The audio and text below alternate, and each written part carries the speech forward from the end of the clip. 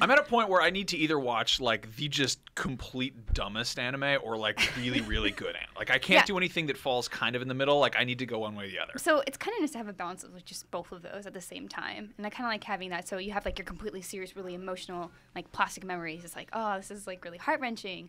Talked about that other show last week. It's about androids and when the androids become defective and you have to go take them away from their families. All the crying. Oh my god, it's really good. And like, I haven't seen the second episode. And I've heard like mixed on that, but that was like first episode was amazing. So I love that kind of.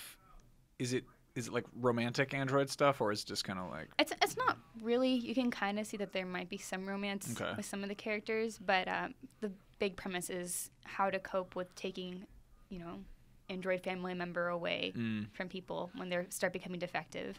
I kind of love that. I mean, that's really one of my favorite things in sci-fi. Probably, I don't really think about it too hard, but like the humanization of androids, like artificial people or whatever. I love the idea of Chobits. I never really got into it. It kind of gets just too weird for me, but I liked it. It's been a long time. Did you ever see Video Girl I? Mm-mm. So that's about like this lonely guy who like finds this mysterious enchanted porn store, and he like he rents this video. Then he's like, "Oh, I'm gonna go home and watch this," and he pops it in, and then like a girl comes out of his TV like in the friggin' ring. No.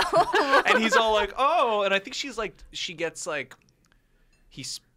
I haven't seen it in a million years, but I think something happens and it like lightning strikes or he spills a soda on the TV or something, and like she's somehow defective. And so she's like, instead of being like, oh, I'll be like your perfect video girl lover or whatever, she winds up just like basically being sort of like a life coach and telling him to get his act together. Oh my gosh. Aw. What's the name of that 80s movie? Was it Weird Science? It's very weird. It's very weird science. It's totally Weird Science. Yeah. I was like, wait a second, I know this plot. Like I kind of love it. It's so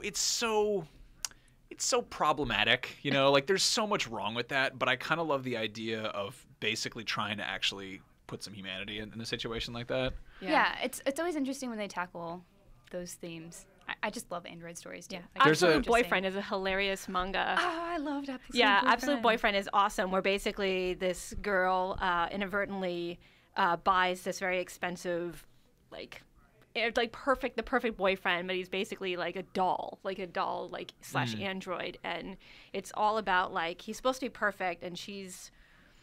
I only read the first couple of mangas. I don't know how it ends, but it's pretty hilarious. But it's the same thing about like androids and dolls and like giving them humanity and the consequences of that, which is super interesting. There's actually a comic right now. It's an American comic from Image called Alex and Ada, which kind of does the same thing, where like this guy gets like an android companion as a gift after he like has like a bad breakup or something, and he's like doesn't want to. Like he's like not into it, or he like turns her on or something, and she's like, "Hi, I'll do whatever you tell me to. I eat food just like you, and you have to let me recharge." Just all this stupid android stuff, and he's all awkward about it. And then he's like, "I don't want this," and they're like, "Okay, well we're gonna wipe her memory." And she's like, it's like that moment where he's like, "Oh, but maybe she's a person," and you're like, "Oh, just stop."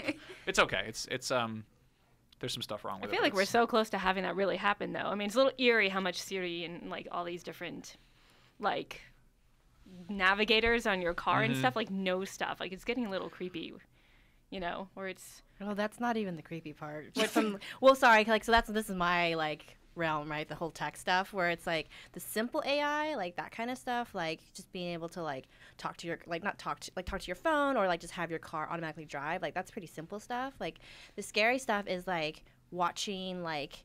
So they at CES this year, like they were showing NVIDIA was showing like this demo of like a car, like having this like car technology, basically like being able to like use a video camera and like say like that's a pedestrian, that's a bicyclist, like you could almost hit that person there. There's a police car right there. What happens like, if somebody hacks that? Like that is wow. the scary stuff. Like actually seeing like a computer basically like think for itself the way like a human would. And this is how Skynet comes to be. Exactly. That's the reason why there are a bunch of super smart tech people out there saying like, you guys should be careful about like the deep learning AI. Like, cute. Yeah.